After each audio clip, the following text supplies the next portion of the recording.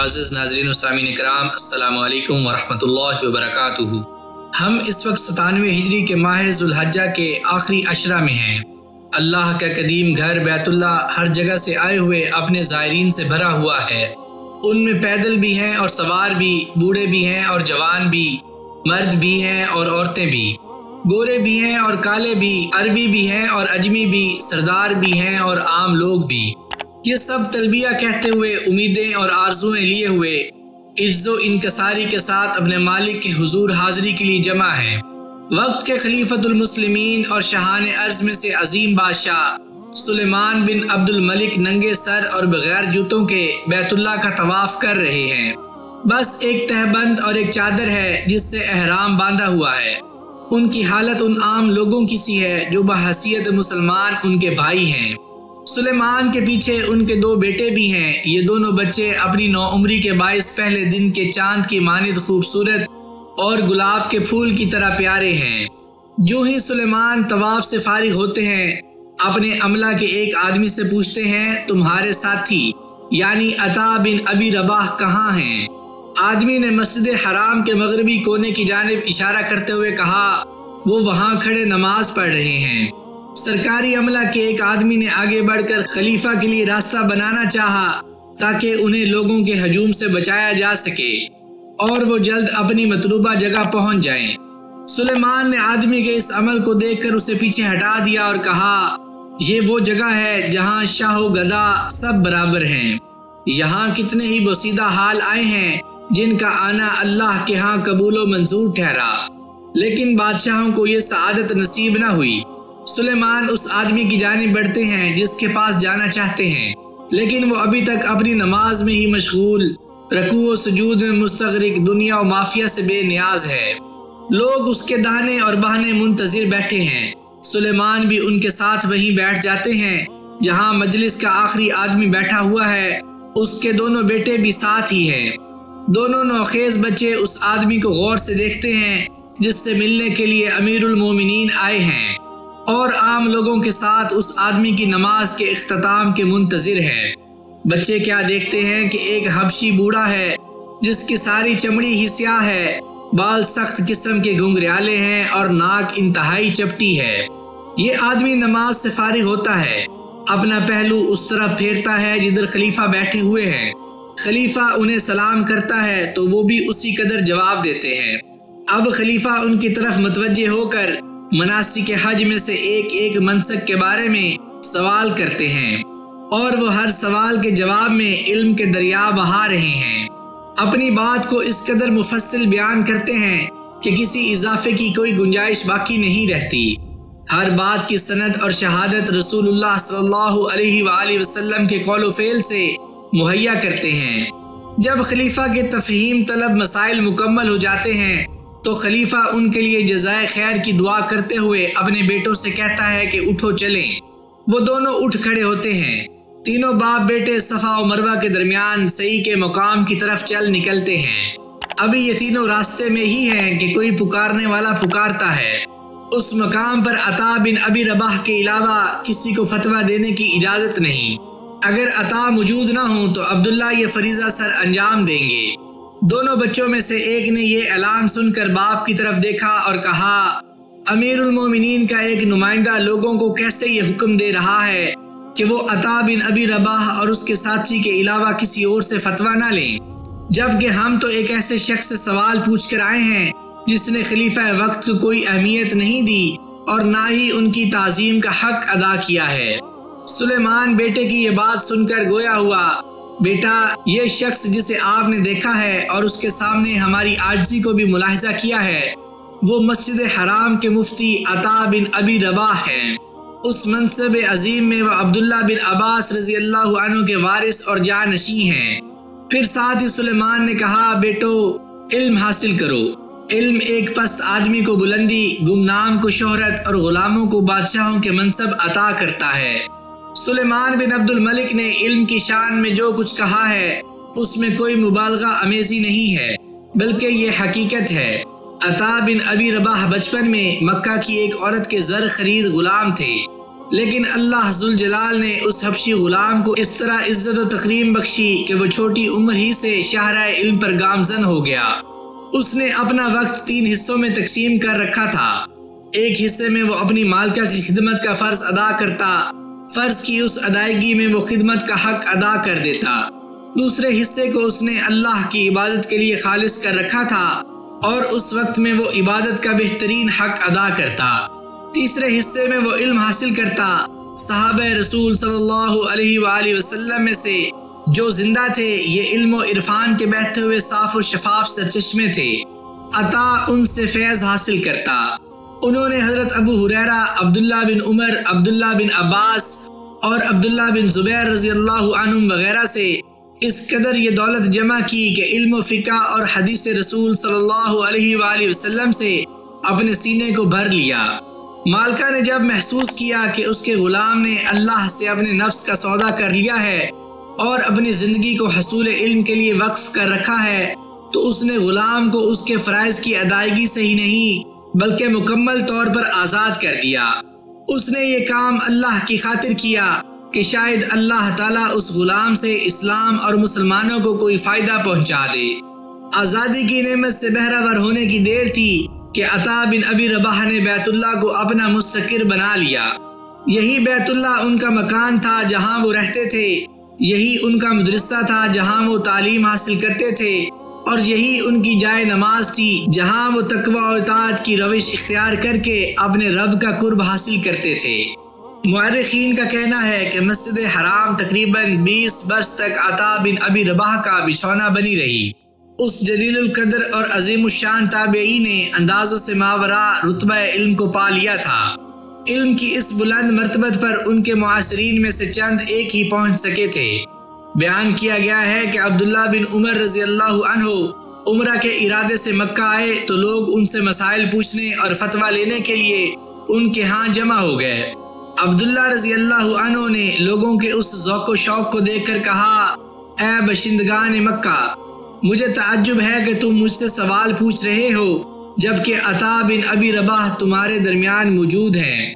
عطا بن ابی رباح رحمۃ اللہ علیہ نے دین و علم کے رتبہ سے جو کچھ پایا تھا اس میں 2 خوبیاں بڑی نمایاں اور منفرد تھیں۔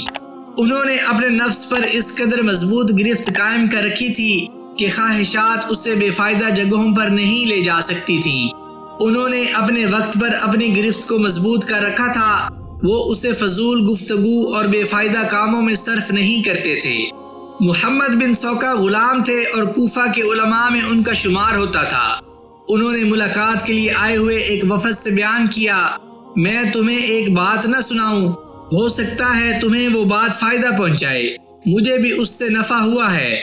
وفد نے کہا، کیوں نہیں، ضرور سنائیے۔ محمد بن سوکا بولے، عطا بن ابی رباح نے ایک دن مجھے نصیحت کرتے ہوئے کہا، اے میرے بھائی کے بیٹے، ہم سے پہلے لوگ فضول گفتگو کو ناپسند کرتے تھے۔ میں نے کہا، فضول گفتگو سے کیا مراد ہے؟ انہوں نے کہا، وہ ہر بات کو فضول خیال کرتے تھے سوائے اس کے کہ کتاب اللہ کو پڑھا اور سمجھا جائے، حدیث رسول کو روایت کیا اور دہرایا جائے، نیکی کا حکم دیا اور برائی سے منع کیا جائے، علم سیکھا یا سکھایا جائے کہ اس کے ذریعے تقرب الہی حاصل ہو، یا یہ کہ تو اپنی ناگزیر ضرورت اور معاش سے متعلق کوئی گفتگو کرے۔ پھر عطا نے میرے چہرے کی طرف دیکھا اور فرمایا، کیا تم اس بات سے بے پرواہ ہو گئے ہو؟ ان علیکم لحافظین کرامن کاتبین، سورۃ الانفطار آیت نمبر 10 اور 11۔ تمہارے اوپر نگران مقرر ہیں، وہ معزز لکھنے والے ہیں، یعنی فرشتے۔ تم میں سے ہر کسی کے ساتھ 2 فرشتے ہیں، سورہ قاف آیت نمبر 17 اور 18۔ وہ انسان کے دائیں بائیں بیٹھے ہوئے ہیں، کوئی لفظ اس کی زبان سے نہیں نکلتا جسے محفوظ کرنے کے لیے ایک حاضر باش نگران موجود نہ ہو۔ پھر عطا رحمۃ اللہ علیہ نے فرمایا، اگر وہ رجسٹر جسے ہم میں سے کوئی شخص دن کے آغاز میں ہی بھر دیتا ہے اسے کھول کر اس کے سامنے رکھ دیا جائے تو وہ اس میں اکثر اعمال و اقوال ایسے دیکھے گا کہ ان کا تعلق نہ اس کے دین سے ہے نہ دنیا سے، تو کیا اسے شرم نہیں آئے گی؟ اللہ تعالیٰ نے عطا بن ابی رباح کے علم سے لوگوں کی ایک بڑی تعداد کو فائدہ پہنچایا۔ ان لوگوں میں وہ بھی تھے جو علم میں تخصص رکھتے تھے، اور وہ بھی تھے جو صنعت و حرف سے وابستہ اور عام لوگ تھے۔ امام ابو حنیفہ رحمۃ اللہ علیہ النعمان بیان کرتے ہیں، مجھ سے حج کے موقع پر مکہ میں 5 مقامات پر مناسک حج میں خطا ہوئی تو ایک حجام نے مجھے وہ مناسک سکھائے۔ یہ اس وقت کا واقعہ ہے جب میں نے چاہا کہ حلق کروا کے احرام اتار دوں، لہٰذا میں ایک حجام کے پاس آیا اور اس سے کہا، حلق کتنے میں کرو گے؟ اس نے کہا، اللہ تجھے ہدایت دے، عبادت میں بھاؤ تاؤ نہیں کرتے، بیٹھ جاؤ، جو میسر ہو دے دینا۔ میں کچھ شرمندہ ہوا اور بیٹھ گیا، لیکن میں قبلہ رو ہو کر نہ بیٹھا۔ اس نے مجھے اشارہ کیا کہ میں قبلہ رو ہو کر بیٹھوں۔ مجھے اس پر اور زیادہ شرمندگی ہوئی۔ پھر میں نے اس کے سامنے سر کی بائیں جانب کی تاکہ وہ وہاں سے حلق شروع کرے۔ اس نے کہا، دائیں جانب ادھر کیجئے۔ میں نے دائیں جانب اس کے سامنے کر دی۔ وہ میرے بال مونڈ رہا تھا اور میں خاموش بیٹھا متعجب نظروں سے اس کی طرف دیکھ رہا تھا۔ میری یہ کیفیت دیکھ کر اس نے کہا، میں یہ کیا دیکھ رہا ہوں کہ تم خاموش بیٹھے ہو، تکبیر پڑھتے جاؤ۔ اس پر میں تکبیر پڑھتا رہا حتیٰ کہ فارغ ہو کر اٹھ کھڑا ہوا تاکہ اپنی منزل کی طرف جاؤں۔ اس نے کہا، کہاں جا رہے ہو؟ میں نے کہا، اپنی رہائش کی طرف۔ حجام کہنے لگا، پہلے 2 رکعت پڑھو، پھر جہاں چاہو جاؤ۔ میں نے 2 رکعت پڑھی اور دل میں ہی سوچا کہ کوئی عام حجام تو اس طرح کے مسائل سے واقف نہیں ہو سکتا، یہ تو اہل علم کا کام ہے۔ میں نے اس سے پوچھا، یہ مناسک جو آپ نے مجھے بتائے ہیں کہاں سے سیکھے ہیں؟ اس نے کہا، اللہ تیرا بھلا کرے، میں نے عطا بن ابی رباح کو اس طرح کرتے دیکھا اور ان سے یہ مناسک سیکھ لیے ہیں اور اب لوگوں تک پہنچا رہا ہوں۔ دنیا نے عطا بن ابی رباح کے قدموں میں ڈھیر ہونا چاہا، لیکن اس مرد عظیم نے اسے سختی کے ساتھ ٹھکرا دیا اور ہرگز کوئی اہمیت نہ دی۔ ساری عمر جو قمیض پہنتے رہے اس کی قیمت 5 درہم سے زائد نہ ہوتی تھی۔ خلفائے بنو امیہ نے انہیں اپنی مصاحبت کی دعوت دی، لیکن انہوں نے اس خوف سے کہ خلفاء کی دنیا داری کے باعث میرا دین تباہ ہو جائے گا اس دعوت کو قبول نہ کیا۔ لیکن اس کے باوجود جب وہ مسلمانوں اور اسلام کا کوئی فائدہ دیکھتے تو چل کر ان خلفاء کے پاس جاتے۔ عثمان بن عطا خراسانی نے ایسا ہی ایک واقعہ بیان کیا ہے۔ وہ کہتے ہیں، میرے والد اور میں حشام بن عبد الملک سے ملاقات کے لیے جا رہے تھے۔ جب دمشق کے قریب پہنچے تو سیاہ رنگ کے گدھے پر سوار ایک بزرگ ہمیں ملے۔ وہ موٹی سی کھردری قمیض، وہ سیدھا سا جبہ اور سر سے چمٹی ہوئی ٹوپی پہنے ہوئے تھے، پاؤں میں لکڑی کے جوتے تھے۔ میں انہیں دیکھ کر ہنس پڑا اور اپنے والد سے کہا، یہ کون ہیں؟ والد نے کہا، خاموش رہو، یہ فقہائے حجاز کے سردار عطا بن ابی رباح ہے۔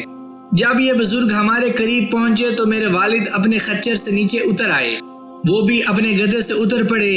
ان دونوں بزرگوں نے باہم معانقہ کیا اور ایک دوسرے کا حال احوال دریافت کیا، پھر دونوں اپنی اپنی سواریوں پر سوار ہو گئے اور چل پڑے، یہاں تک کہ ہم حشام بن عبد الملک کے محل پر جا پہنچے۔ تھوڑے سے انتظار کے بعد انہوں نے اندر آنے کی اجازت دی۔ جب ملاقات کر کے یہ دونوں واپس آئے تو میں نے اپنے باپ سے پوچھا، مجھے بھی سنائیے کہ خلیفہ کے ساتھ آپ کی کیا بات چیت ہوئی ہے؟ والد نے جواب دیتے ہوئے کہا، جب حشام کو معلوم ہوا کہ عطا بن ابی رباح دروازے پر کھڑے ہیں تو اس نے فوراً اندر آنے کی اجازت دے دی۔ اللہ کی قسم، مجھے بھی ان کی وجہ سے داخلہ نصیب ہوا، ورنہ میں تو وہاں داخل نہ ہو سکتا تھا۔ جب حشام نے عطا رحمت اللہ علیہ کو دیکھا تو ان الفاظ کے ساتھ استقبال کرنے لگا، مرحبا مرحبا، خوش آمدید خوش آمدید، ہا ہنا، یعنی تشریف لائیے تشریف لائیے۔ حشام مسلسل ہا ہنا کے الفاظ کہے جا رہا تھا حتیٰ کہ عطا بن ابی رباح رحمت اللہ علیہ کو اپنے ساتھ تخت پر بٹھا لیا اور ان کے سامنے بیٹھ کر ان کے گھٹنوں سے اپنے گھٹنے ملا لیے۔ اس وقت مجلس میں بڑے بڑے معزز لوگ بھی تھے، وہ گفتگو میں مصروف تھے مگر فوراً خاموش ہو گئے۔ حشام نے عطا بن ابی رباح کی طرف متوجہ ہو کر پوچھا، اے ابو محمد، کیسے تشریف لائے؟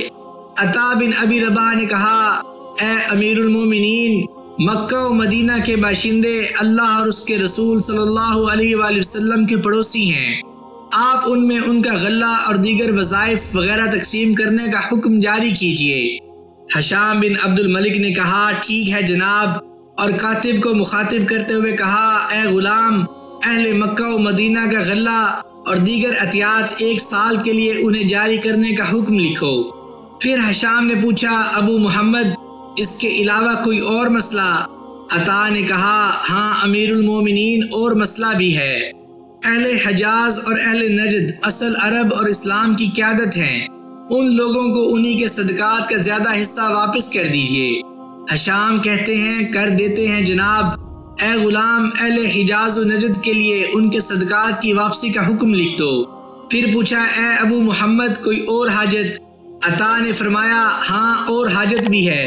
اے امیر المومنین، سرحدوں پر رہنے والے لوگ تمہارے دشمن کے منہ میں بیٹھے ہوئے ہیں۔ یہ لوگ ہر اس شخص سے لڑتے ہیں جو مسلمانوں کی طرف برے ارادے سے آنے کی کوشش کرے۔ اگر یہ لوگ ختم ہو گئے تو سلطنت کی سرحدیں غیر محفوظ ہو جائیں گی۔ آپ ان کے لیے اس قدر غلہ کی فراہمی کا حکم دے دیں کہ ان کی خستہ حالی دور ہو سکے۔ حشام نے کہا درست جناب۔ اے غلام، سرحدات پر آباد لوگوں کے لیے بھی غلہ کا حکم لکھ دو۔ پھر پوچھا اے ابو محمد کوئی اور ضرورت؟ انہوں نے کہا ہاں امیر المومنین، اور ضرورت بھی ہے۔ سلطنت کے ذمہ لوگوں سے جزیہ اس قدر وصول نہ کرو جس کے ادا کرنے کی ان میں طاقت نہیں۔ آپ کو ان سے جو بھی مل جائے وہ تمہارے دشمن کے خلاف تمہارے لیے مددگار ہی ہے۔ حشام نے کہا سر تسلیم خم جناب۔ اے غلام، لکھ دو کہ ذمیوں سے طاقت و برداشت سے بڑھ کر جزیہ وصول نہ کیا جائے۔ اے ابو محمد، اس کے علاوہ کوئی اور حاجت؟ عطا نے کہا ہاں ایک اور حاجت ابھی باقی ہے۔ سنیے اے امیر المومنین، اپنے بارے میں اللہ سے ڈرتے رہیے۔ آپ کو معلوم ہونا چاہیے کہ آپ تنہا پیدا ہوئے تھے، تنہا ہی مریں گے، تنہا ہی قیامت کے روز اٹھائے جائیں گے، اور تنہا ہی آپ سے حساب لیا جائے گا۔ اللہ کی قسم، جن کو آپ اپنے ارد گرد دیکھتے ہیں ان میں سے کوئی بھی اس وقت آپ کے ساتھ نہ ہوگا۔ حشام نے یہ الفاظ سنے تو سر جھکا لیا، زمین کرید رہے تھے اور روتے جا رہے تھے۔ عطا خراسانی جو عطا بن ابی رباح کے ساتھ تھے کہتے ہیں عطا بن ابی رباح اٹھ کھڑے ہوئے تو میں بھی ان کے ساتھ ہی اٹھ گیا۔ جب ہم دروازے پر پہنچے تو وہاں ایک آدمی تھا جس نے اپنے پیچھے ایک تھیلی چھپا رکھی تھی۔ مجھے نہیں معلوم کہ اس تھیلی میں کتنے درہم و دینار تھے۔ اس شخص نے عطا رحمت اللہ علیہ کی طرف یہ تھیلی بڑھاتے ہوئے کہا یہ لے لیجئے، امیر المومنین نے آپ کے لیے بھیجی ہے۔